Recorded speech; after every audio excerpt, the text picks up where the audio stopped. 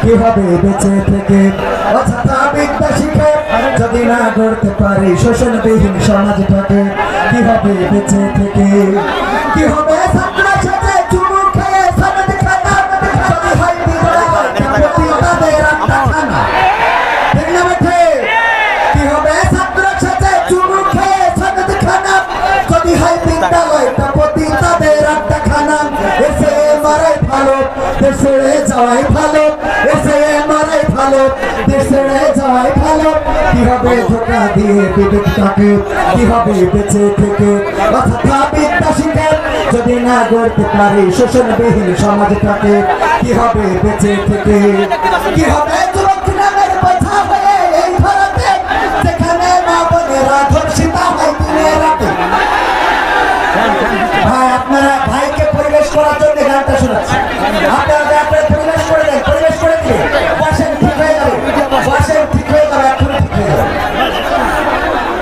বসেন ঠিক হবে ক্যামেরাম্যান সবাই বসে যাবে একটুখানি সময় দেন আমাদের মিডিয়ার ভাইয়েরা বসে যাবে একটুখানি সময় দেন ভাই একটু সময় দেন ভাই আপনাদের আমাদের আদর্শ হলো ভদ্রতার সাথে নম্রতার সাথে কথা বলা এখানে যে ইউটিউবের ক্যামেরা আছে এই ক্যামেরা দিয়ে তো আপনারা ওয়াজ দেখে আমি হামদালাকে চেনেন ঠিক না ভাই ঠিক এই ক্যামেরা লাগাইতে দিবেন না কালকে তো ঠিকই খুঁজবেন যে বেনাপোলের ওয়াজ করুন বুঝবেন না তো দয়া করে আপনারা একটু ফিরে বসুন কি হবে যুবক নামের কথা বলে এই ভারতে যেখানে মা বোনেরা ধর্ষিতা হয় দিনে রাতে যৌবনের সার্থকতা বুঝিবে সফলতা পারে যদি বলি দিতে মানুষের কি পশুটাকে পারে যদি বলি দিতে মানুষের কি পশুটাকে কিভাবে বেঁচে থেকে অযথা বিদ্যা শিখে যদি না গড়তে পারি শোষণবিহীন সমাজটাকে কিভাবে বেঁচে থেকে কি হবে লেখালেখি কলমবাজির ওই মহড়া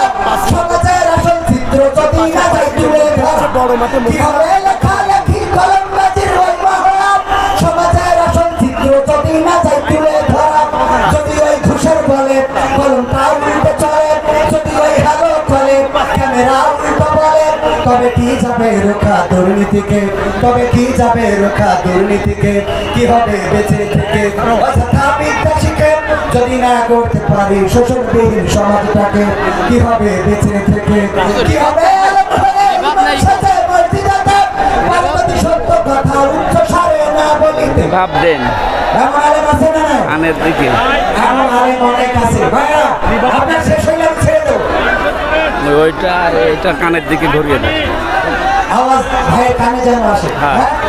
এই ভাইরা পানি সাবধানে দেন পানি দিতে যে পরিবেশ যেন বিশৃঙ্খল অবস্থায় না হয় এখন আমি পরিচালক করেছি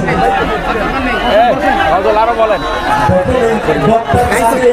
অনেক গাইছে এটা জাস্ট আপনার পরিবেশ করে দিল বসেন নাকি চল যাবে আপনি সবাই বক্সের সামনে তো শুনলে আওয়াজটা কানে আসবে জি ধন্যবাদ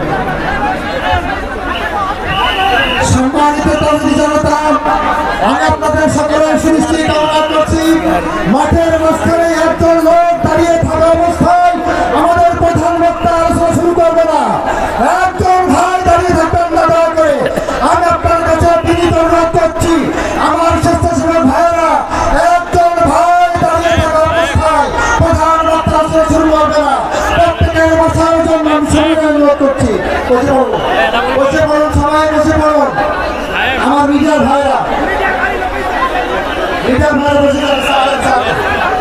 সম্মানিত মা বোনদের ভিতরে খুকুমণি আপনার স্বামী খোকা বিশ্বাস খোকা খুকুমণি গ্রাম বিনিপোতা আপনার স্বামী আপনার গেট অপেক্ষা করছে আপনার বাড়িতে সমস্যা হয়েছে মহিলা প্যান্ডেল অনুষ্ঠান করছেন বিনিপোতা খুকুমণি আপনার স্বামী আপনার জন্য গেট অপেক্ষা করছে আপনার বাড়িতে সমস্যা হয়েছে আপনি দ্রুত গেটে চলে আসুন আমি আসলে বিপদে আছি বলার আমি নিজেই আমার পালসার আছে একটা 1375 নাম্বার গাড়িটা পিছনে ছিল খুঁজে পাচ্ছি না চাবি পকেটে গাড়ি ওরা ব্যবহার করছিল স্বেচ্ছাসেবকরা গাড়িটা পাওয়া যাচ্ছে না আমার পালসারটা একটু খেয়াল রাখতে হবে স্বেচ্ছাসেবকদের গাড়িটা পাওয়া স্বেচ্ছাসেবকদের কাছে ছিল গাড়ির নাম্বার 1375 গোল্ডেন কালারের নাম্বার প্লেট কালো লাল পালসার জি আলহামদুলিল্লাহ, আমি আপনাদের সংবর্ধনা আহ্বান জানাচ্ছি। সম্মানিত তরুণী জনতা, আমরা সময় ক্ষেপণ করতে চাই না। আপনাদের মাঝে ইতিমধ্যে হাজির হয়েছেন বাংলাদেশের লাখো মানুষের হৃদয়ের স্পন্দন।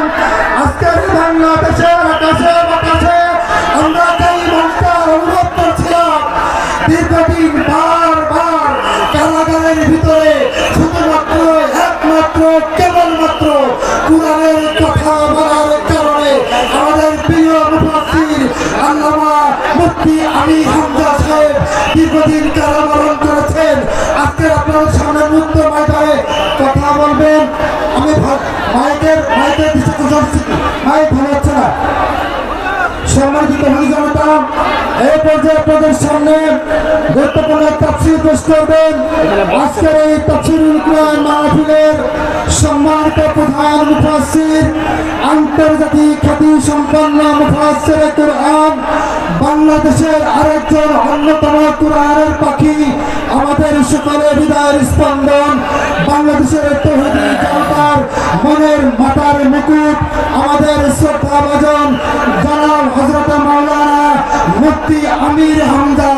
এখন আপনাদের সামনে তাফসীর পেশ করবেন মাওলানা আমির হামজা। নারে তাকবীর, নারে তাকবীর, নারে তাকবীর। আজকের মাহফিল নারে তাকবীর। আসসালামু আলাইকুম ওয়া রাহমাতুল্লাহি ওয়া বারাকাতুহু।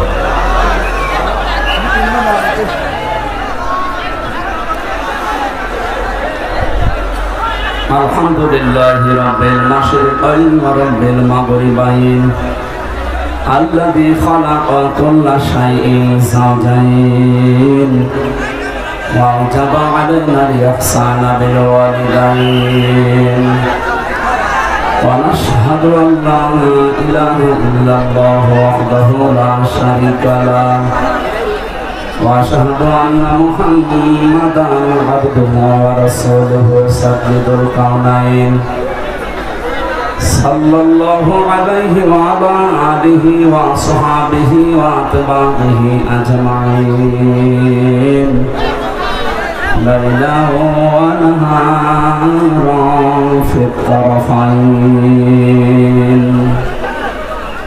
فقد قال الله تعالى في كلامه المجيد وبرهانه التوحيد. أعوذ بالله من الشيطان الرجيم. بسم الله الرحمن الرحيم.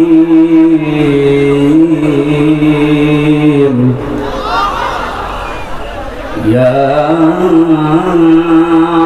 أيها الذين آمنوا اتقوا الله حق تقاته ولا تموتن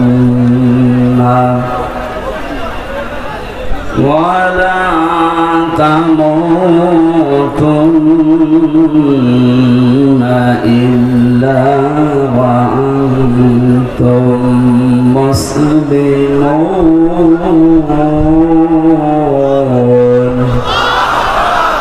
صدقت يا ربنا. عن أبي هريرة رضي الله تعالى عنه قال قال النبي صلى الله عليه وسلم من مات ولم يخزو ولم يحدث به نفسه مات على شعبة من النفاق. رواه ابن ماجه. وقال تعالى في شان رسوله وما زادهم إلا إيمانا وتسليما. اللهم صل على سيدنا مولانا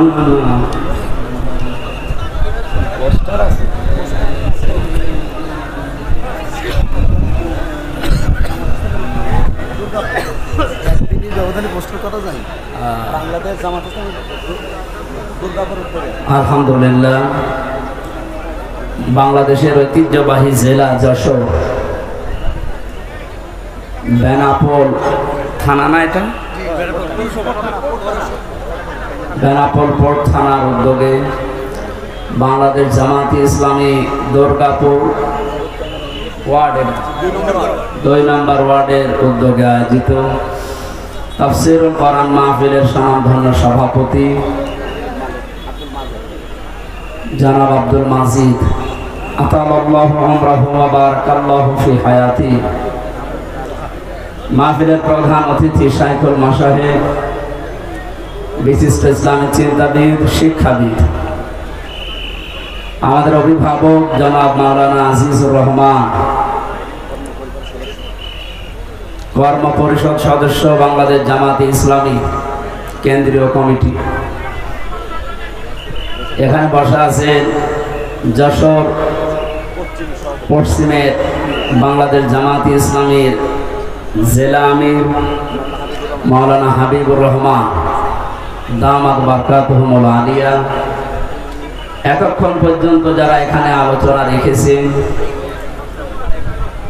আপনাদের এই মাহফিলে যার উদ্দেশ্যে, যার মাধ্যমে এসেছি, আপনাদের এলাকার সন্তান, ইসলামিক চিন্তাবিদ যারা মাওলানা এনামুল হাসান বিন নূর, আলোচনা রেখেছেন মাওলানা রবিউল ইসলাম, আমার আগে যারা কথা বলছিলেন আপনারা দেখেছেন যশোরের কৃতি সন্তান, ইসলামী সঙ্গীত শিল্পী, শ্রদ্ধাভাজন ব্যক্তিত্ব আমার বড় ভাই জনাব কবির বিন সামাদ আতালাল্লাহু উমরাহু ওয়া বারাকাল্লাহু ফি হায়াতি।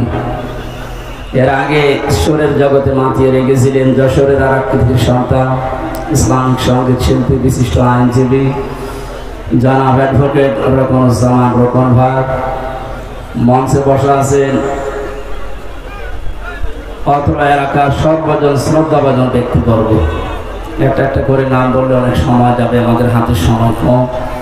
আমরা একবারেই সবার জন্য দোয়া চাচ্ছি, দোয়া করছি। ওয়ারাফা'না লাকা যিকরাক, আল্লাহ যার যা ঈমান আমল আছে সে অনুযায়ী দুনিয়া আখিরাতে তার সম্মান মর্যাদা যেন আরো বাড়িয়ে দেয়, বলেন আমিন।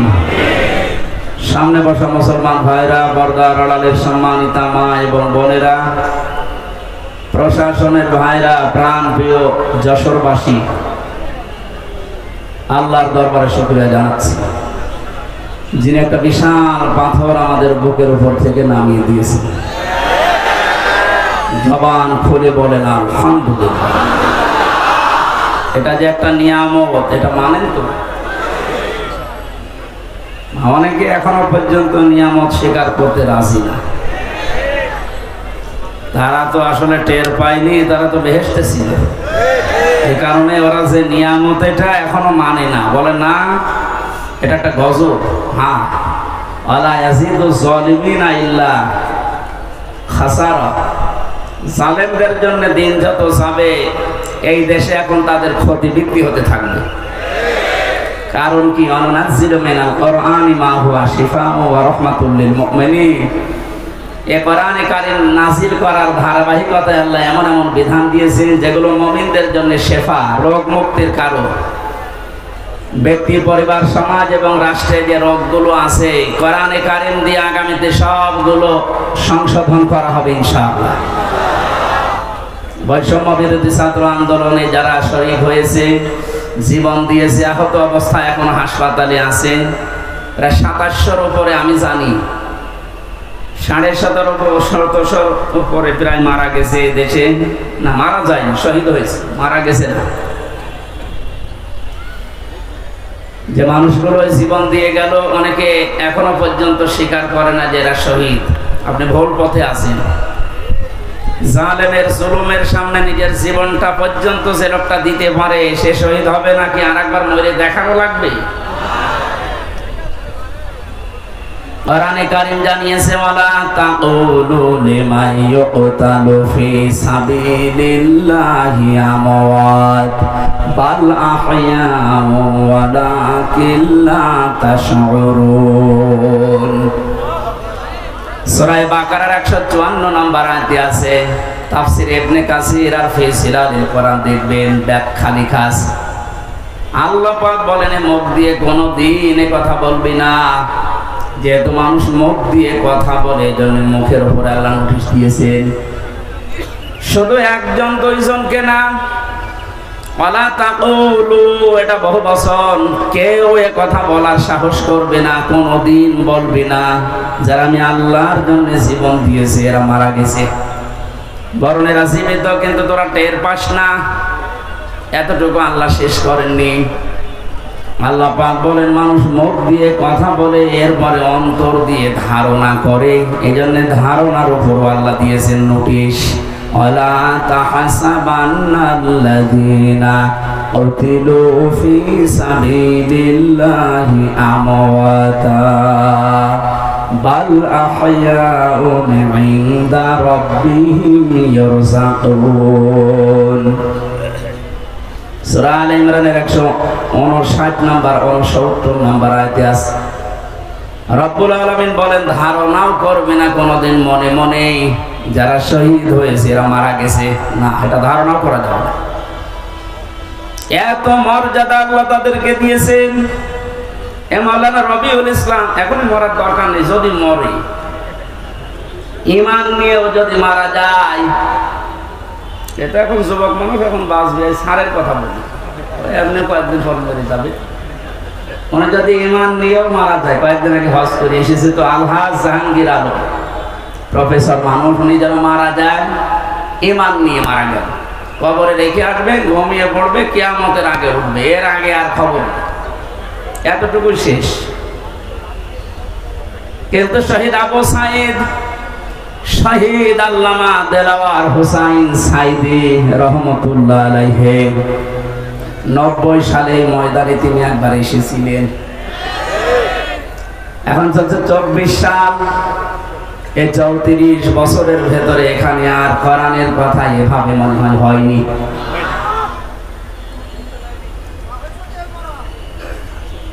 এই মানুষগুলোর নাম বললাম, ওনারা প্রফেসর জাহাঙ্গীরের মতো শুধু ঘুমিয়ে থাকবে কবরে না, আল্লাহ বলেন ওরা জীবিত থাকবে।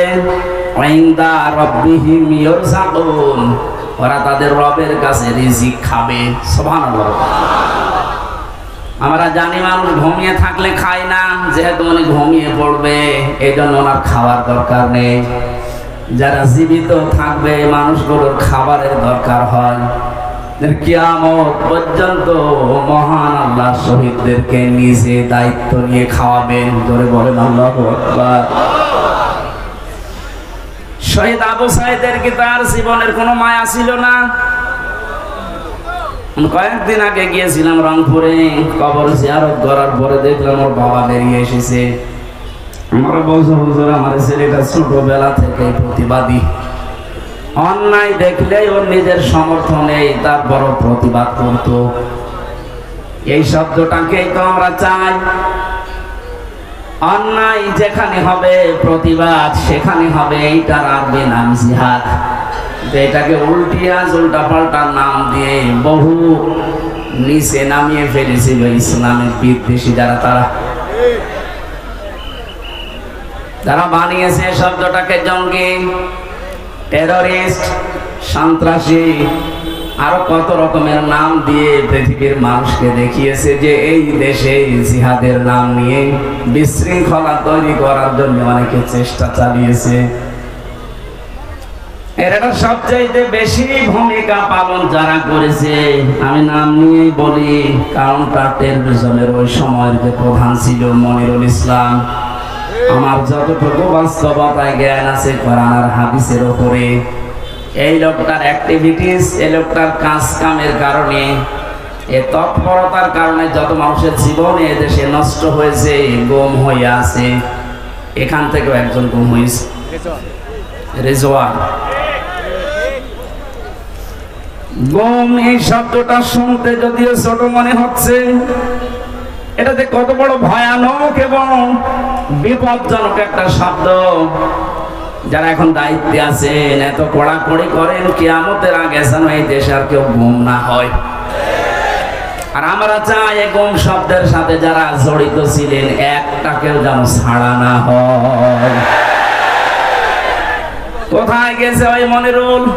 কে যেন সেদিন এক কানা লোককে দেখলাম অন্ধ, গান বানিয়েছে। কোথায় কাদের কাকা? অন্ধ মানুষ। সুতরাং আমরা চাই গুমের সাথে যারা জড়িত ছিলেন, আয়না ঘর বানিয়ে যারা মানুষকে একদিন 2 দিন না 8 বছর 10 বছর পর্যন্ত, আমার মনে হয় যাদের ভেতরে অন্তত যারা পরিমাণে মনুষ্যত্ব আছে, তারা কোনদিন আয়না ঘরের ভেতর থেকে পাহারা দিয়ে এসে নিজের বাড়িতে ঘুমানো সম্ভব না। আমি রিমান্ডে যে মাটির নিচে ছিলাম, সেখানে ওরা রেখেছিল আমার উপর যে অত্যাচার করতো, মাঝে মাঝে চিন্তা করতাম আল্লাহ এরাও তো মানুষ, এরা বাড়ি যে স্ত্রীর কাছে থাকে কি করে? এটা তো ঘুম আসার কথা না। এরা নিজেরাই আমাকে বলতো আপনার কোনো দোষ নেই, আমরা জানি, তারপরও আপনি এই করতেন আমার সাথে। কালো কাপড় দিয়ে চোখ বেঁধে, হাত পেছনে বেঁধে রেখে মাথায় দড়ি দিয়ে টাঙিয়ে রাখতেন, আর আপনি বাড়ি যে ঘুমাতেন। আপনার ঘুম আসতো কি করে? তার মানে মনুষ্যত্বের যারা পরিমাণ একটা কিছু ছিল না, এরা মানুষের বাইরে চলে গেছে। আমার সাথে ভালোবাসতো আমাকে, তাই যদি এই করে যাদের ওরা দেখতেই পারে না, মাঝে মাঝে বলতো হুজুর আপনার ওয়াজ শুনি আমরা। ওরে শয়তান, কিসের ওয়াজ শুনিস তুই?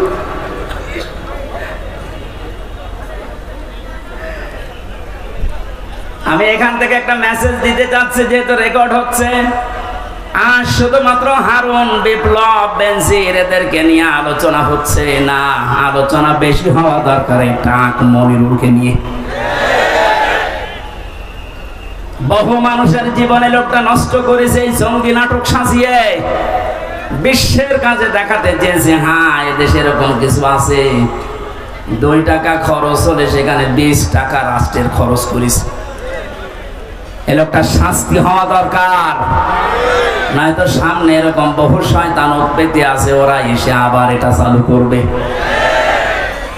একে যদি সেভাবে শাস্তি দেওয়া দরকার ওইভাবে দেওয়া যেত, সামনে এসে অন্যায় হবে বলে আশা করছি বন্ধ হয়ে যেত। কথা বলে ঠিক কিনা? আমার মনে হয় আয়না ঘরটা একেবারে বিলুপ্ত না করে রেখে দেওয়া দরকার। তাম পৃথিবীর মানুষেরা কিয়ামত পর্যন্ত এই পৃথিবীতে যারা আসবে, বাংলাদেশে যারা দেখতে আসবে, এরা যেন দেখে বোঝে যে এই দুনিয়ায় বাংলাদেশ নামক যে দেশ ছিল, এ দেশে একটা জালেম ছিল। 1628 জন মানুষ দায়িত্বে ছিল, তার ভেতরে একজনের হাত খোলা ছিল, আর বাকি 1627 জন মানুষের হাত সব বাঁধা ছিল। গত কয়েকদিন আগে আমার যত মামলা ছিল সব ঢিসমিস হয়ে গেছে, সব বেকসুর খালাস দিয়ে দিয়েছে। আমি মনে করলাম মাননীয় আদালতকে প্রশ্ন করে যে মাননীয় আদালত, এই মামলা তো 3 বছর আপনার কাছে ছিল, প্রত্যেক মাস 2 মাস 3 মাস পরে পরে মামলা আপনার কাছে আসতো, 3 বছরে কতবার এসেছে, আপনি কোনোদিন এই মামলার রায় দিলেন না। আগে বলতেন যে হাত বাঁধা, এখন হঠাৎ করে রায় দিয়ে শুধু রায় না বেকসুর খালাস, তার মানে আপনি প্রমাণ করে দিলেন যে আমার কোনো দোষ নেই। কথা বলেন না কেন? আমার কোনো দোষ পাইনি, এই জন্যই তো আমাকে বেকসুর খালাস দিয়েছে। তাহলে আমার 3টা বছর যে নষ্ট করে দিলেন, কেড়ে নিলেন, যেভাবে কষ্ট দিলেন, আপনাকে জেলখানার কন্ডেম সেলের ভেতরে আমারে রাখলেন। আমি চাই আমার মামলার আয়ু ওই মিজান থেকে শুরু করে একেবারে উপরে যিনি বসা ছিলেন, যারা এর সাথে জড়িত, প্রত্যেককে আমার মতো 3 বছর শাস্তি দেওয়া হোক। বেশি করে ফেললাম না? বেশি না।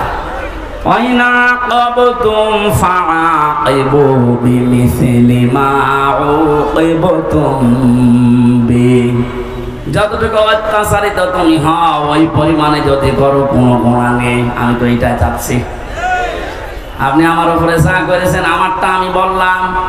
ব্যারিস্টার আরমানের উপরে যা করেছেন 8 বছর, আমাকে তো 1 তালা মাটির নিচে নিয়েছিলেন, আর ওরে নিয়েছে 3 তালা মাটির নিচে। আজান কি দিন কখন রাত কখন আমরা জানতাম না, আন্দাজে ইশারায় নামাজ পড়তাম। এই কঠোর অবস্থা 1 দিন 2 দিন হলে মেনে নেওয়া যায়, 8 বছর আপনার কল্পনার বাইরে চলে যাবে। এরপরও অনেকে সাফাই গাছে যে কি করেছে, তারে কুকুরের মতো তাড়িয়ে দিলেন। আজকে তার ছেলে স্ট্যাটাস দিয়েছে, বাংলার মানুষেরা আমার মাকে কুকুরের মতো বিদায় করে দিয়েছে। লজ্জা করেন এই কথা বলতে, কি বলছে না বলছে, মাথা খারাপ হয়ে গেছে। কেন কুকুরের মতো তাড়িয়ে দিয়েছে? তার বাস্তবতায় আয়না ঘর। আমার যতটুকু বাস্তব জ্ঞান আছে, এদেশের 18 কোটি মানুষকে যদি এই জালেমরা যা করেছে, 18 কোটি মানুষ সবাই বলে আমরা মাফ করে দিলাম, উদার হয়ে। ব্যারিস্টার আরমানের বউ জীবনও মাফ করবে না।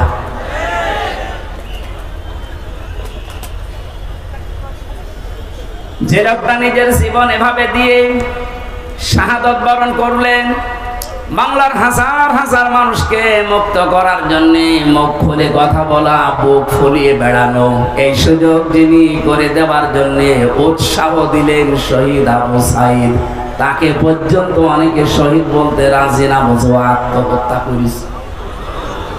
মানুষ কি অবস্থায় ছিলেন 16 বছর আপনি টের পাননি?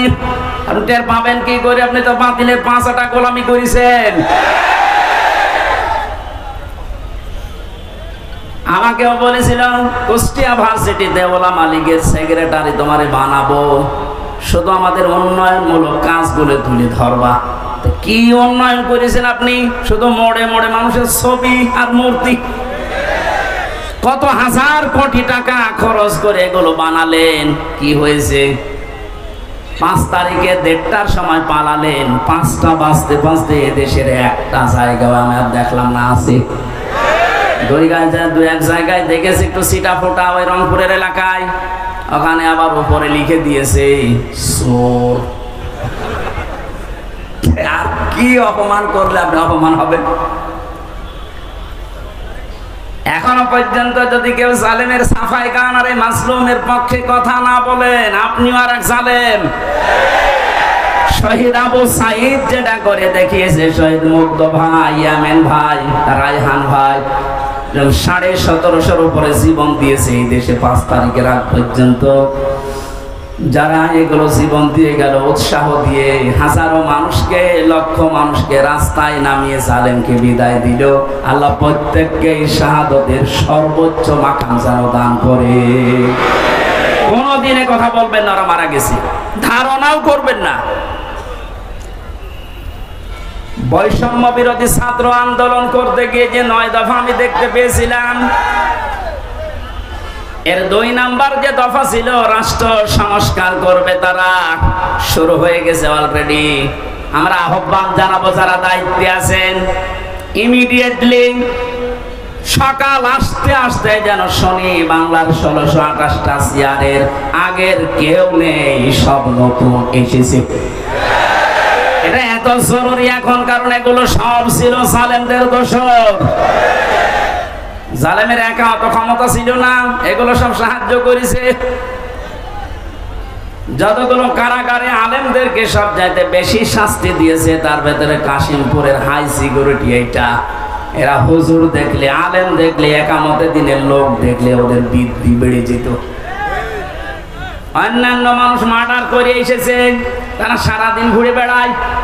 আর আমার মূল্য চুরি মামলা 24 ঘন্টা ফাঁসির কন্ডেম সেলের ভেতরে তালা লাগিয়ে রাখে, এরপর আবার সিসি ক্যামেরা দিয়ে রাখে, আমার সাথে কেউ কোনো কথা না বলে।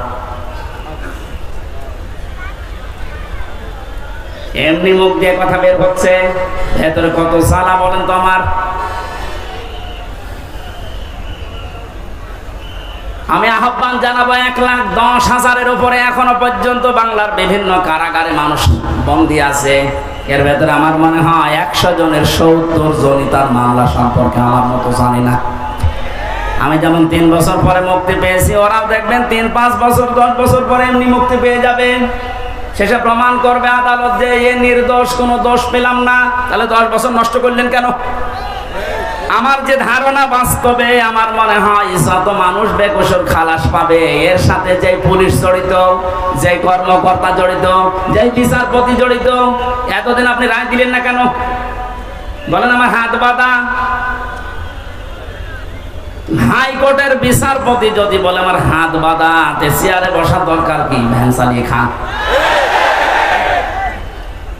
যেহেতু 1628 জনের মাত্র একটা হাত খোলা ছিল, বাকি সব বাঁধা ছিল। আমার বিচারপতি আমার এই কথাই বলতো, হুজুর কি করবো, এতদিন হাত বাঁধা ছিল, এখন হাত খুলে গেছে, এজন্য কোনো কিছু দেখতে পাই না। আমার মামলাটা এভাবে দেখার পরে বলছে কি নিয়ে বিচার করব, কোনো মাল নেই, যা খালাস দিয়ে দিলাম। ওনার যেমন হাত খোলা, এখন ন্যায় বিচার করার সাহস পাচ্ছে, শক্তি পাচ্ছে। সারা দেশে যত চেয়ার আছে কারো হাত আমরা বাধা দেখতে চাই না, সব খোলা দেখতে চাই। কালকে আমার রাতে ছিল চৌগাছা, ওসি সাহেব এসে আমার সাথে খাবার খাবে বলে আকাঙ্ক্ষা পেশ করেছে, আমি খাবার খাবো। দেখা করার পরে বলছো, হুজুর আমি আপনাকে এই থানায় এই কয় বছর আসতে দেইনি, আমার মাফ করে দেন, আমার কিছু করার নেই, আমার হাত বাঁধা ছিল। শুধু এই ওসি না, এদেশের 1628 জন যে বলছে, আমি হিসাব করে করে দেখেছি, 64 জেলার 64টা ডিসি, এসপি, এএসপি, টিওনো, ওসি, এমপি, মন্ত্রী, উপজেলা চেয়ারম্যান, মেয়র, এগুলো হিসাব করে মিলাবেন, দেখবেন কলম খাতা দিয়ে 1628 জন হবে। এই মানুষগুলো এখন সব যেহেতু হাত খোলা, আমরা চাই যে এদের হাত কিয়ামতের আগে যেন আর কেউ বেঁধে দিতে না পারে, তাহলে ন্যায় বিচার কায়েম হবে। আর পরিপূর্ণ যদি দেখতে চান তাহলে কোরআন লাগবে। কথা বলেন না কেন? অনেকে প্রশ্ন করে, কয়েকদিন আগে আপনি সিঙ্গাপুরে, মালয়েশিয়া গেলেন, ওখানে তো কোরআনের আইন চলে না, তো ওখানে তো ন্যায় বিচার আছে। হ্যাঁ আছে, 100% নেই। ওরাও আন্দাজের উপরে মানুষের কথা শুনে অনেক অবিচার করে, আমি নিজে দেখেছি। কারণ ন্যায় বিচার কায়েম করার জন্য এইটার বিকল্প পৃথিবীতে কিছু নেই। আমান হাকামা বিহি আদালা, যারা কোরআন দিয়ে বিচার করে এরা ন্যায় বিচার কায়েম করতে পারে। সুতরাং পৃথিবীর যেখানে এইটা কায়েম না হবে 100% আপনি ন্যায় বিচার পাবেন না। 53 বছর তো দেখতে পেলেন, এই যে মাওলানা আজিজুর রহমান মুরব্বী বসে আছে, 53টা বছরই হয়তো উনি দেখেছে, ওনার বয়সটা দেখছি, বাবা চালিয়েছে উনি দেখেছে, স্বামী চালিয়েছে উনি দেখেছে, চাচা চালিয়েছে উনি দেখেছে। আমার যেহেতু 92 সালে জন্ম, চাচা পর্যন্ত মনে হয় আমি পাইনি, তো বগুড়টার ভাবিরটা তো দেখলাম। কথা বলছে না কেন? 53 বছরে কি হয়েছে সব দেখতে পেলাম, বিশেষ করে এই 2 ট্রাম। কাঙ্ক্ষিত মানের কি আসে তা তো সবই দেখেছি, কারণ মুখে মুখে খালি বুড়ি উড়িয়েছে, উন্নয়নের মহাসড়কে দেশ চলছে। এজন্য আহ্বান জানাচ্ছি, এখন শুধু বাকি আছে এইটা দিয়ে দেশ চললে কেমন দেখা যায়। এটা দিয়ে যেন বাংলার 56,000 বর্গ মাইল চলে, আর কেমন দেখা যায় এটা দেখে মরার খুব ইচ্ছা আমার। কার কার ইচ্ছা আছে এটা দেখতে? হাত তোলেন তো, লিল্লাহে তাকবীর। আন্দাজে হাত তুলবেন না, সামনে কিন্তু আসছে এটা দেখার। লিল্লাহে তাকবীর।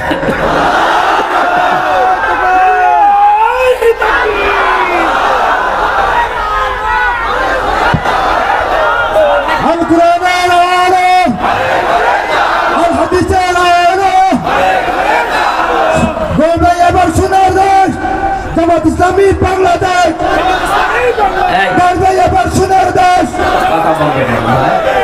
আমি একটা হাদিস বলছি, এবার দেখেন তো এটা মানা যায় কিনা। না 98% সঠিক, আর 2% সমস্যা আছে নাকি? এদেশে এক দরবেশ বলে না যে কোরআনেও সমস্যা আছে, এটা মেজর না, বলে নাই দরবেশে? আমি এখন যে হাদিস বলছি কি 98% না 100% সত্য? 100% সত্য যদি বিশ্বাস করেন মানবেন তো? আন আবি হুরায়রা রাদিয়াল্লাহু তাআলা আনহু قال قال النبي صلى الله عليه وسلم এই কথা বলেন কেন? কথা বন্ধ করেন। এটা গুরুত্বপূর্ণ বিষয়, ভালো করে শোনেন, শুনতে পারলে হবে। বসেন। মান ইত্তাবাআল হুদা বিগাইরিল কুরআন আদাল্লাহুল্লাহ। তিরমিজি শরীফের হাদিস, যে 6টা গ্রন্থ হাদিসের অথেন্টিক আছে, তার ভেতরে এটা একটা। আল্লাহর নবী জানিয়েছেন এই পৃথিবীতে কোরআন বাদ দিয়ে কেউ যদি কোনো জায়গায় ভালো হওয়ার নিয়তেও যায়, আল্লাহ নিজে দায়িত্ব নিয়ে তাকে গোমরা বানিয়ে দেয়। আর আমরা জানি গোমরা মানুষ যাবে কোথায়? আরো জোরে, জোর হলো না, বলেন আর একবার। এবার হাদিসের বাস্তব ব্যাখ্যা শোনেন। কোরআন যেখানে নেই, এখানে যদি আপনি ভালো হওয়ার নিয়তেও চান, আপনাকে খারাপ বানানোর দায়িত্ব হামজার। তাহলে দল্লায়া দিল্ল দিত, আপনি নিজেই নিজেকে খারাপ বানিয়ে ফেলেছেন। এটা যেহেতু ভাবে ইফাল থেকে এসেছে, বাংলা অর্থ দাঁড়িয়েছে আপনি হয়তো ভালো হওয়ার নিয়তে কোনো জায়গায় গিয়েছিলেন, কিন্তু সেখানে কোরআন ছিল না, কোরআনের কর্মসূচি চলে না, আপনি গেলেন কেন সেখানে? এই জন্য আল্লাহ নিজে দায়িত্ব নিয়ে আপনাকে গোমরা বানাবে, আর গোমরা মানুষ যাবে। সুতরাং আজকের এই ময়দানে গরমে শুধু আসা না, কঠিন একটা সিদ্ধান্ত নিয়ে যাওয়া লাগবে। কোরআন যেখানে নেই, ওই দরবার যদি আমার বাবাও কায়েম করে, ও দরবারে আমি নেই। কোরআন যে রাজনৈতিক দলে নেই, যাদের কর্মসূচিতে কোরআন নেই, ও রাজনৈতিক দলের প্রতিষ্ঠাতা যদি আমার বাবাও হয়, আমি ওই দলে নেই। কারা কারা এটা মানতে পারবেন দেখি? আন্দাজে হাত তুলবেন না কিন্তু। দেখেন তো, হাত তোলেনি কে? দেখেন তো।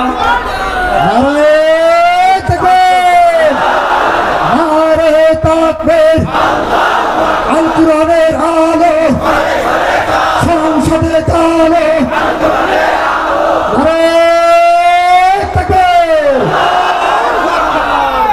পুলিশের হাত তোলার দরকার নেই, পুলিশ তো নিরপেক্ষ থাকবে, পুলিশ হাত না। তারপরও আপনাদের কোরআনের পক্ষে থাকা লাগবে। আপনি কি জাহান্নামী হতে চান? এটা আমি আর কি করার জন্য, খেলা করার জন্য বলি না। কোরআন যেখানে নেই, সে যে দল হোক, যদি জামাতে ইসলামী বাংলাদেশের ভেতরে কোরআন না থাকে, কোরআনের কর্মসূচি না থাকে, এই দলে থাকা, এখানে সাপোর্ট করা হারাম। বলেন। কিন্তু কোরআন যদি থাকে, কোরআনের কর্মসূচি থাকে, ওখানে সাপোর্ট করা, রায় দেওয়া, ভোট দেওয়া, সমর্থন দেওয়া, সুপারিশ করা ফরজ, নামাজের মতো ফরজ। বলেন। আমার মনে হয় মাহফিল আজকে হয়ে গেছে, যদি আপনি মেনে নিতে পারেন তাহলে মোনাজাত করে দিই। কে ওয়াজ করবার? আজকে আমরা তেলাওয়াত করেছি গুরুত্বপূর্ণ একটা আয়াত, সূরা আলে ইমরানের 102 নম্বর আয়াত। আমরা তো জন্মের পর থেকে আয়াতটা শুনছি, কিন্তু 3টা বিষয়ের ভেতর আল্লাহ এমন ভাবে সাজিয়েছেন, যেহেতু তাফসীরুল কোরআন মাহফিল লিখেছেন, আমরা হক আদায় করার একটু চেষ্টা চালাচ্ছি ইনশাআল্লাহ। জবান খুলে আগে একটু তেলাওয়াত করেন। আউযু বিল্লাহি মিনাশ শাইতানির রাজিম, বিসমিল্লাহির রহমানির রহিম।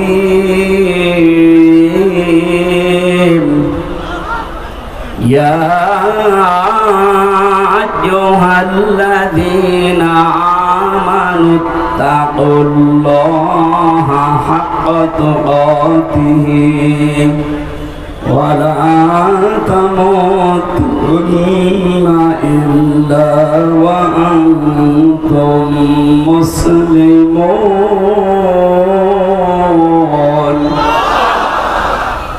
সূরা আলে ইমরান নামকরণ আছে, ঐতিহাসিক প্রেক্ষাপট আছে, বাস্তবতার কিছু শিক্ষা আছে। সবগুলো বলতে গেলে আবার আজান হয়ে যাবে। আমি শুধু এখান থেকে যে শিক্ষাগুলো বের করতে পেরেছি, ওইগুলো আপনাদেরকে আমি শোনাচ্ছি। আল্লাহ প্রথমেই ডাক দিয়েছেন শুধু ঈমানদারকে। এই আয়াতের মুখাতেব যারা, তারা ঈমানদার। কোনো বেঈমান এই আয়াতের ভেতরে নেই। এখানে যদি কোনো বেঈমান থাকেন, আপনি চলে যান। দেখেন তো কোনটা যাচ্ছে। না, এটা না। বেঈমানের আর ইমানের কি পার্থক্য? মানে আমি যে ইমানদার এটা বোঝা যাবে কখন? ইদা সাররাতকা হাসানাতুকা ওয়া সাআতকা সাইয়্যাতুকা ফাআনতা মুকমিন। সাহাবী প্রশ্ন করলেন, হে নবী, আমার যে ঈমান আছে আমি কিভাবে টের পাবো? বিশ্ব নবী বলেন, যখন তোমার ভালো কাজগুলো তোমাকে আনন্দ দেবে, অন্যায় কাজ দেখলেই তোমার কষ্ট লাগবে, তখন বুঝবে যে তোমার ঈমান আছে। ও বেনাপোলবাসী, এই বেনাপোলে এমনও মানুষ আমি পেয়েছি, ভালো কাজ দেখলে করলে বড় আনন্দ লাগে না, কষ্ট লাগতো। এই ময়দানে এনামুল হাসান আমার মাহফিল নিয়েছিল, এখানে যিনি ওই সময় দায়িত্বে ছিল, কি অপূর্ব নাকি নাম যেন, সে যে হাসান হোক, এতটুকু মনে আছে আমার।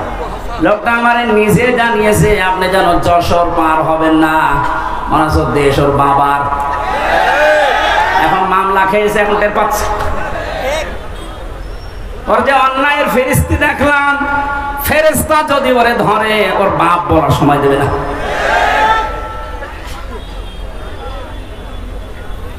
আল্লাহ গজব থেকে যে আপনাদেরকে বাঁচিয়েছে, এখন যিনি আছে মনে হয় আল্লাহর ওলি হবে। আল্লাহ ওনাকে হায়াতে তাজ্জেবা সিহাত জ্বালাচ্ছি ভাই। একটা ছোট্ট বাচ্চা পাওয়া গেছে, সুমাইয়ার নাম, স্টেজের পিছনে আছে। একটা ছোট বাচ্চা পাওয়া গেছে, সুমাইয়া স্টেজের পেছনে আছে। যদি কারো হয়ে থাকে, মাইকের আওয়াজ যাচ্ছে যত দূর, ওখান থেকে নিয়ে যান। আমার ভাইরা, কি বলতে গেলাম, আমি তো ছাতা ভুলে গেলাম। এইভাবে হঠাৎ করে আসলে ঠিক আছে, ওইটুকু মনে আছে আমার। সম্মানিত ভাইরা, যে যিনি আছেন দায়িত্বে, এই যে কিছুদিন আগে যশোরে যিনি এসপি হিসাবে দায়িত্ব পালন করার জন্য এসেছেন, ওনার একটা ভিডিও দেখলাম। মানে দায়িত্ব নেওয়ার পর তিনি জানিয়েছে, পুলিশের এই চাকরি আমি জান্নাতে যাওয়ার মাধ্যম মনে করি। এটা একটা আল্লাহর ওলি যদি এই কথা মতো কাজ করতে পারে। মসজিদের ইমাম সাহেব যদি বলে আমি ঘুষ খাই না, ওরা ঘুষ দেবে কে? আরে বেনাপোলের ওসি সাহেব যদি বলে আমি ঘুষ খাই না, এটা আল্লাহর ওলি। কারণ একেবারে আল্লাহ সব খুলে দিয়েছে। সুতরাং যিনি দায়িত্বে আছেন, আল্লাহ যেন তার ভেতরে যশোরের এসপি সাহেবের মতো আল্লাহর ভয়, আখিরাতের ভয়, জান্নাতের আশা ঢুকিয়ে দেন। বলেন আমিন। আমি ওসি সাহেবের জন্য দোয়া করছি। বিশাল আয়োজনে অনেক আঞ্জাম দিয়েছেন, অনেক পুলিশ সদস্য পাঠিয়ে, যদিও পুলিশরা দাঁড়িয়ে আছে, কিছুই করছে না। আপনার কোন ঝামেলা হলে একটু দেখেন ভাই, আশা করছি হবে না। এখন কিছুদিন আগে বাংলাদেশ জামাতে ইসলামী কুষ্টিয়া জেলা শাখার উদ্যোগে 550 আলেমকে দাওয়াত দিয়েছিল। সব ঘরানার আলেমরা এসেছিল। 550, 3.5 ঘন্টা 4 ঘন্টা আমরা আলোচনা রেখেছি কোরআন হাদিস দিয়ে। কোনো বাধা নেই, কোনো উস বিষ নেই। আপনি বলেন তো, 5 তারিখের আগে আগস্টের 550 না 5.5 জন আলেম এক জায়গায় হলে 10টা মামলা হয়ে যেত। কোথা থেকে আল্লাহ কোথায় আমাদেরকে পৌঁছিয়ে দিয়েছে, এ নিয়ামতের শুকরিয়া আদায় করা দরকার না? আসলে এই নিয়ামত ব্যয়ের শুকরিয়া আদায়ের মাধ্যম 3টা। আপনাদেরকে আমি খুব শর্টকাটে বলছি। পৃথিবীতে যে কোনো নিয়ামত যদি পান, নিয়ামতের যে শুকরিয়া আদায়, এতদিন শুনেছেন যে আলহামদুলিল্লাহ বললেই হয়ে গেল না, এটা একটা বাক্য। এটা কি? নিয়ামতের শুকরিয়া আদায় হবে 3টা বিষয় মানলে। 1 নম্বরে আপনাকে মুখে বলা লাগবে যে এটা নিয়ামত। এটা কি? এ দেশের 100 জনের 80 জন বিশ্বাস করছে, মেনে নিয়েছে যেটা নিয়ামত, খালি 20 জন এখনো মানে না। এই কথা বলেন। এই জন্য একটা উদাহরণ আমার মনে পড়ছে। হোস্টেলে খাবার খায় 100 জন। সকালবেলা ওদের দেওয়া হয় পাউরুটি আর কলা। 20 জন বলছে যা দেওয়া হচ্ছে এইভাবে দেওয়া হোক, আমাদের অসুবিধা নেই। 80 জন বলছে না, এ খাবার আমরা খাবো না, আমরা মেনু পাল্টাতে চাই। হোস্টেল ম্যানেজারকে ডাক দিয়েছে যে স্যার, আমরা কেউ চাই রুটি, কেউ চাই রোল, কেউ চাই খিচুড়ি, এভাবে বিভিন্ন নাম দিয়েছে। উনি বলছে তাহলে ভোট দাও। ভোট দিয়ে দেখা গেল যে 20 জন আগে ছিল কলা পাউরুটি, ওরা 20 জনই আছে। বাকি ভোট দেওয়ার পরে 15 জন চেয়েছে রোল, 18 জন চেয়েছে চিড়া, 19 জন চেয়েছে হয়তো খিচুড়ি। এভাবে ভাগ ভাগ করে দেখা গেল যে 80 জন ভাগ হয়ে 20 পর্যন্ত আর যেতে পারে না। এটা বললাম এই কারণে, এখন কিন্তু সময় ঠিক ওই কায়দায় চলছে। এই কথা বলছেন, আমরা সংখ্যা এখন কম না। 5 তারিখের পর থেকে আজকের 11 তারিখ, আজকে 11 তারিখ না, এই 1 মাস 6 দিনের রিপোর্ট আমরা পেয়েছি, বিবিসি রিপোর্ট দিয়েছে। 5 তারিখে, আগস্টের 5 তারিখের আগ পর্যন্ত এই দেশে মাত্র 100 জনের 15 থেকে 16 জন মানুষ চাইতো যে দেশে ইসলাম কায়েম হোক। কিন্তু 1 মাস 6 দিনের ব্যবধানে গতকালকের রিপোর্ট, এই দেশে এখন 41 জন, কয়েকদিন আগে 36 জন ছিল, এখন 100 জনের 41 জন মানুষ চাচ্ছে যে এই দেশে ইসলাম কায়েম হোক। এভাবে যদি কিছুদিন যেতে থাকে, আপনি দেখবেন 51% মানুষ যদি চায় যে দেশে আল্লাহর আইন দিয়ে চলো, কোনো মহারথী আর বাধা দিয়ে ঠেকাতে পারবে না ইনশাআল্লাহ।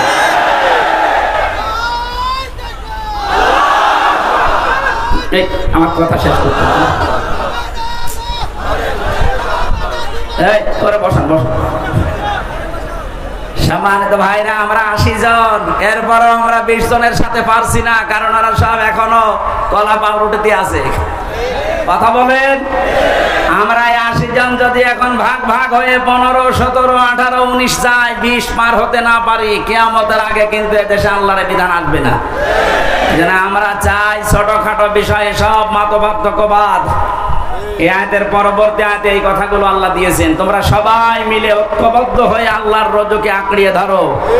মাওলানা মামুনুল হক হাফিজাহুল্লাহ 3 বছর আমার সাথে ছিল, পাশের রুমে। উনি মাঝে মাঝে আমার বলতেন, হামজা, বাইরে ভাবতাম কি আর ভেতরে এসে দেখছি কি।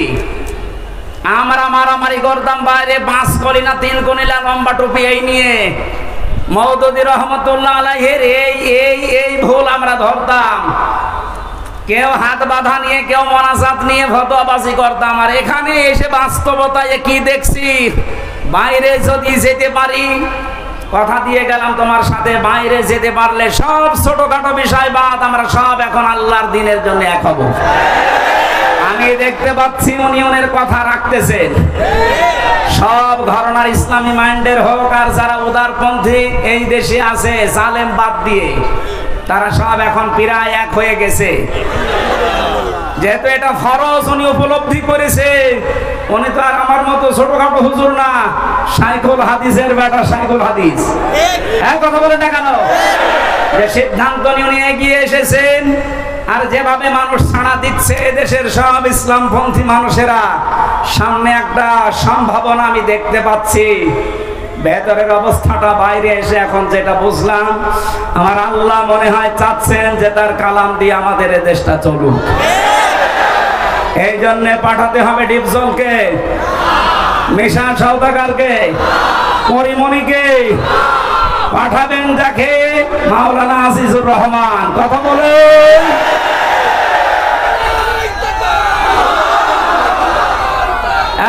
একটু ছোট। সেদিন সিরাজগঞ্জে যাবার পরে আমি নেতৃত্বের গোনা বলি 8টা, এর উপরে কথা বলেছিলাম। এক জালেম এসে বলছে, হুজুর ওয়াজ হচ্ছে না রাজনীতি হচ্ছে? এইটাই আসল ওয়াজ। এতদিন পর্যন্ত আমাদের আদর্শ ঠিক করতে পারি নাই, এই কারণে মাথার উপরে যাদের ঝড়ি ছিল আমাদের পর্যন্ত আসে না। রাসূলুল্লাহ আবু জাহেলের মাথা থেকে, আবু লাহাবের মাথা থেকে খাদ্যের ছড়ি যখন আবু বকরের মাথায় দিয়েছেন, ওমরের মাথায় দিয়েছেন, এতদিন যারা খাবার পায়নি এখন খাবারের অভাব হয়নি। ঝড়ি তো একই ছিল, শুধু মানুষ পাল্টিয়েছে। কথা বলেন ঠিক কিনা? আমরাও তো ঝড়ি ঠিকই আছে, শুধু পাল্টিয়ে চাকলাদার মার্কা লোককে বাদ দিয়ে আমরা আজিজুর মার্কা লোক চাই। ছড়ি ঠিকই থাকবে, খাবারের অভাব হবে না ইনশাআল্লাহ। আপনি কি বেশি বলে ফেললাম? না না, কিসের বেশি, কম হয়ে গেছে। আমি যেটা বিশ্বাস করছি, কোরআন পড়ে কোরআন দেখে, সেইটাই আমি জানাচ্ছি। খালি ঝড়ি পাল্টিয়ে দেন, এদেশে কোনো কিছুর অভাব নেই, শুধু সৎ নেতৃত্ব আর যোগ্য বন্টনের অভাব। এই কারণে আমরা খাবার পাই না। এগুলো ফিরিয়ে দেন, দেখেন কি হয়। আপনাদের এলাকা তো সাক্ষী, মাওলানা রিয়াসাত আলী। এক কথা বলছে না কেন? এই পাশের থানায় ছিল কে? মুহাদ্দিস আবু সাইদ। এর চাইতে জ্বলন্ত সাক্ষী আর কি চান? দিয়ে দেখেন তো এরকম মানুষকে। আমি কথা দিয়ে যাচ্ছি, যদি যা বলছি না মেলে আমি জীবনে এই মাহফিলে আর কোরআনের কথা বলবো না, আপনাদের মতো হয়ে যাবো। যান। এই জন্য আল্লাহ ভালো কাজ দেখলে যদি আমাদের ভালো লাগে, আনন্দ লাগে, অন্যায় দেখলে যদি কষ্ট লাগে, দুঃখ পান, বুঝবেন যে আপনার ভেতরে আর যা থাক ঈমান আছে। এইরকম ঈমানদারকে আল্লাহ ডাক দিয়েছেন, ইত্তাকুল্লাহ, আমি আল্লাহকে ভয় করো। তাকওয়ার ব্যাখ্যা এতদিন পর্যন্ত কি শুনেছেন আমি জানি না। অনেকে মনে করে তাকওয়া মানে বিশাল জুব্বা গায়ে দিয়ে, পাগড়ি মাথায় দিয়ে, হাতে একটা তসবিহ নিয়ে শুধু ওই সারের মতো পান খাবেন। না না, মানে পান খাই না। আমি দেখেছিলাম বাস্তবে পাবনায় একবার, এক হুজুর আমার আগে ওয়াজ করছে, আমার ভাইরা, আমার এই পীর এত বড় আল্লাহর ওলি প্রতিদিন 30টা করে পান খায়, প্রতি পানে হাকিমপুর জর্দা খায়। মরিদরা বলছে সুবহানাল্লাহ। এইটাই যদি সুবহানাল্লাহ হয়, নাউজুবিল্লাহ হবে কোন জর্দায়? আপনাদের এলাকায় যেহেতু এই জিনিস তৈরি হয়, এই জন্য ওই জিনিসের কথা তো বলা যাচ্ছে না। এটা কি এখনো তৈরি হচ্ছে? আমি আকিস গ্রুপে চাকরি করতাম আদ্দিন হাসপাতালে ঢাকাতে। ডাক্তার মোহাম্মদ মহিউদ্দিন আকিস সাহেবের বড় ছেলে, বলেছিলাম স্যার এই অখাদ্য কুখাদ্য একটু বাদ দিয়ে অন্তত খাদ্য তৈরি করেন মানুষের। ওনারা মনে হয় এটা বেঁচে দেওয়ার কথা, কি করেছে আমি তো 3 বছরের ভেতরে আমি আর জানি না। এই যে এইরকম দৃশ্য দেখলে আমরা আল্লাহর ওলি মনে করি, তাকওয়াবান মনে করি না। তাকওয়া হচ্ছে যেখানে যিনি দায়িত্ব পালন করবেন ওই জায়গাতে শিক্ষা এবং দীক্ষা নিয়ে, কথাগুলো খেয়াল করে, যেখানে যেই লোকটা বসবে, দায়িত্ব পাবে, ওই বিষয়ের উপরে তার শিক্ষা লাগবে, প্রশিক্ষণ লাগবে, এবং বাস্তবে সে যেন সুচারুরূপে কাজটা আঞ্জাম দিতে পারে। এর আরবি নাম তাকওয়া। এইটাই করতে চাই বাংলাদেশ জামাত ইসলামী এবং ইসলামী ছাত্র শিবির। আমি বাস্তব দেখছি, এই কারণে বলছি, যোগ্যতা সম্পন্ন মানুষ শিক্ষা এবং দীক্ষা দিয়ে জায়গায় তুলে দেন, আল্লাহর কসমে দেশটা দাঁড়িয়ে যাবে ইনশাআল্লাহ। একটা নাস্তিক আল্লাহ বিশ্বাস করে না, অধ্যাপক আনিসুর রহমান, এই লোকটা ঘোষণা দিয়েছে বাংলাদেশ জামাত ইসলামী এবং ছাত্র শিবিরের হাতে 5টা বছর তুলে দেন। উনি গ্যারান্টি দিচ্ছে দেশে দুর্নীতি, চুরি, অন্যায়, অবিচার সব 5 বছরে বিদায় নিয়ে চলে যাবে। আল্লাহ বিশ্বাস করে না এই লোকটা এই কথা বলতে পারে। আর আপনি একটু নামাজও তো পড়েন, নামের আগে হাজি আছে, তাও আপনি বিশ্বাস করেন না। আপনি ফিরে এসে দেখেন কি হয়। আমার বংশের 100 জনের 98 জন ছিল এই জালেমের পক্ষে। আগস্টের 5 তারিখের বিকাল আসতে আসতে আমারে কল দিয়ে বলছে, বাবাজি আমরা সব পাল্টিয়ে গেছি, মানে সব আমরা এখন জামাতে ইসলামী, এখন জামাতে ইসলাম। ওরা বুঝে ফেলেছে যে জালেমরা এই পৃথিবীতে আর প্রতিষ্ঠিত হতে পারবে না, কারণ আমরা 80 জন, ওরা মাত্র 20 জন। এই কথা বলেন না কেন? এখানে ছোটখাটো বিনা বিষয় নিয়ে আর গন্ডগোল করা যাবে না, সব বাদ, সব এখন আমরা এক হব। 80 জন যদি এক জায়গায় হতে পারি, সত্য কথা বলছে, কিয়ামতের আগে এদেশ থেকে আর কোন জালেম চেয়ারে বসতে পারবে না ইনশাআল্লাহ। এই জন্য আমাদের উচিত হচ্ছে তাকওয়ার যে ব্যাখ্যাটা আধুনিক বললাম, হ্যাঁ তাকওয়া মানে আল্লাহর ভয়, তাকওয়া মানে নিষিদ্ধ কাজ ছেড়ে দেওয়া আছে। আসল ব্যাখ্যা এইটা, আর এইটাই জামাত ইসলামী বুঝেছে। এই জন্য যোগ্যতা সম্পন্ন মানুষ তৈরি করা, শিক্ষা দেওয়া, প্রশিক্ষণ দেওয়া, ওই জায়গা চালানোর মতো কোয়ালিটি তৈরি করে বসিয়ে দেওয়া, এটা যদি সত্যি আমরা করতে পারি, এই তাকওয়া, আল্লাহ কি জানিয়েছেন? ওয়ালাউ আন্না আহলাল কুরা আমানু ওয়াত্তাকাউ লাফাতাহনা আলাইহিম বারাকাতিম মিনাস সামাই ওয়াল আরদ। আল্লাহ বলেন আমার উপরে ঈমান আনার পরে যদি তাকওয়া অবলম্বন করতে পারো, তার মানে এইভাবে যেভাবে প্রশিক্ষণ দিয়ে 3 মাস, 6 মাস, 1 বছর পরে পরে খুঁটি বানায় এক একটা, এভাবে যদি তৈরি করে নিতে পারো, আমি আল্লাহ গ্যারান্টি দিচ্ছি, লাফাতাহনা, লামে তাকিদ, সুপারলেটিভ ডিগ্রি, এটা যত রহমত বরকতের দরজা আকাশ জমিনে আছে আমি আল্লাহ সব খুলে দেব। জোরে বলেন সুবহানাল্লাহ। এটা আমরা দেখতে চাই না, চাই না? লাফাতাহানা দিয়েছেন আল্লাহ, আল্লাহর গ্যারান্টি মিথ্যা মনে হয়? বলেন। 100% বিশ্বাস করে আল্লাহর কোরআনের এই সূরা আনআমের আরাফের 96 নম্বর আয়াতটা আল্লাহ যখন গ্যারান্টি দিলেন ঈমান আছে তোমাদের, এই অনুযায়ী তাকওয়া অবলম্বন করো, যোগ্য ব্যক্তি তৈরি করে যোগ্য জায়গায় তুলে দাও। আমি আল্লাহ পাকেই তো এটা শর্ত দেখলে আকাশ আর জমিনের বরকতের দরজা খুলে দেব। কত হাজার কোটি টাকা পাচার হয়েছিল, 4 ভাগের 3 ভাগ ফেরত আসতেছে ইনশাআল্লাহ। যারা দায়িত্বে আছে এই মানুষগুলো যদি এই করতে পারে, যাদের ভেতরে 100% তাকওয়া, ডক্টর আইনাতুল্লাহ আব্বাসী কয়েকদিন আগে ঘোষণা দিয়েছে, তাকওয়াবান মানুষগুলো যদি সত্যি চেয়ারে বসতে পারে, শুধুমাত্র টাকা যা পাচার হয়েছে এগুলো না, যারা এখনো বন্ধ করে রেখেছে ওইগুলো আল্লাহ ফেরত নিয়ে এসে দেবে ইনশাআল্লাহ। এক দরবেশের দিকে তাকিয়ে দেখলাম 36,000 কোটি টাকা ঋণ করেছে। দরবেশের অবস্থা যদি এই হয়, যারা ধরবেশ এদের অবস্থা কোন জায়গায়? সব কয়টা বিভাগেরা এমন জায়গায় পৌঁছিয়েছিল, শয়তান দেখে হাসতো যে আমি আর কি শয়তানি করবো, এটা তো আমার চাইতে বড় শয়তান। এই জন্য তাকওয়ার আমি এখানে 9টা ব্যাখ্যা পেয়েছি, সংক্ষেপ করছি। আপনারা একটু তাফসিরে ফি জিলালিল কোরআনটা একটু দেখবেন। এটা আমি জেলখানায় থাকতে বেশি বেশি স্টাডি করেছিলাম, এই জন্য রেফারেন্স হলো এখান থেকে বলা হয় বেশি। ওয়ালা তামুতুন্না, মৃত্যুবরণ করবা না, ইল্লা ওয়া আনতুম মুসলিমুন, যতক্ষণ মুসলমান হতে না পারো। এই ঘোষণা কার? আরো জোরে বলেন। মুসলিম শব্দটা ইসলাম থেকে, সিলমন থেকে এরকম ভাগ ভাগ করে এসেছে। এই পৃথিবীতে যে ইসলাম আমরা বলি এটা 2 প্রকার। ইসলাম কয় প্রকার? আরো জোরে বলেন। একটা ইসলাম হচ্ছে প্রাকৃতিক ইসলাম, আর একটা হচ্ছে শরীয়ী ইসলাম। প্রাকৃতিক ইসলামে যে আম গাছে আম ধরা, সূর্য যেদিকে উঠতেছে তৈরি হওয়ার পর থেকে কিয়ামত পর্যন্ত ওইভাবে ডুবতে থাকবে, এটা প্রাকৃতিক। এটা কি?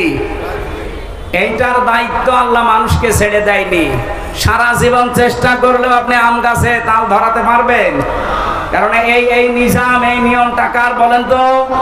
আল্লাহ এটা কায়েম করে দিয়েছেন, কিয়ামত পর্যন্ত থাকবে। কিন্তু শরীয়ী ইসলাম যেটা কাগজে আল্লাহ দিয়েছেন, এই যে কোরআনের কাগজে, হাদিসের কাগজে, এই কাগজের ইসলাম জমিনে দাঁড় করানোর জন্য আল্লাহ পাক নিজে দায়িত্ব নেননি, এটা আমাদের উপরে ছেড়ে দিয়েছেন। এর আগেও আল্লাহ নেয়নি, এখনো নিচ্ছেন না, ভবিষ্যতেও নেবে না। হ্যাঁ, আমাদের অ্যাক্টিভিটিস দেখে আল্লাহ আমাদের হাতে তুলে দেবে। ইন্নাল্লাহা লা ইউগাজ্জিরু মা বিকাউমিন হাত্তা ইউগাজ্জিরু মা বিআনফুসিহিম। যতক্ষণ পর্যন্ত কোন জাতি নিজের ভাগ্য পরিবর্তনের চেষ্টা না চালায়, ততক্ষণ আল্লাহ ভাগ্য পরিবর্তন করে দেয় না। এই কথা মানেন তো? সময় সুযোগ যখন এসেছে আমাদের ভাগ্যকে আমাদেরই পাল্টাতে হবে। এই কাগজের ইসলামকে জমিনে নিয়ে আসা লাগবে ইনশাআল্লাহ। বলেন। এটা যদি সত্যি জমিনে ইজহার হয়ে যায়, মান কোরআন কোরআনা ফাস্তাজহারাহু, যে ব্যক্তি কোরআন পড়ে আর কোরআনকে বিজয় করার চেষ্টা করে, ফাহাল্লা হালালাহু ওয়া হারামা হারামাহু, এর হালালকে হালাল, হারামকে হারাম জেনে ছেড়ে দেয়, আদখালাহুল্লাহুল জান্নাহ, নবীজি বলেন আল্লাহ তাকে জান্নাতে দিয়ে দিয়েছে। বলেন আল্লাহু আকবার।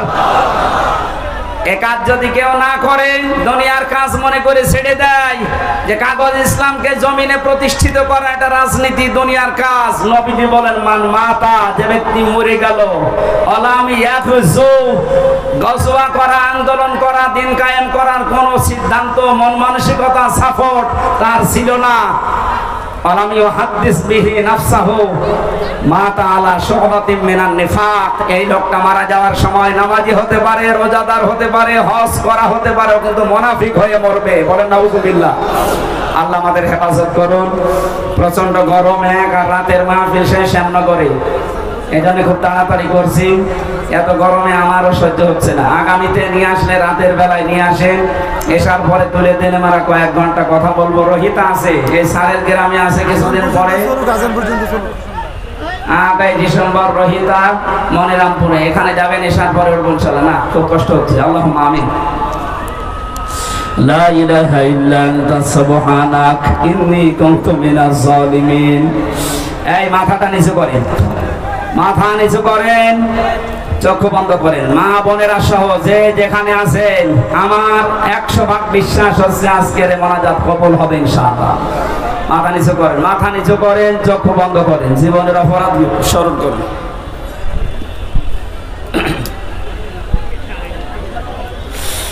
ربنا ظلمنا أنفسنا وإن لم تغفر لنا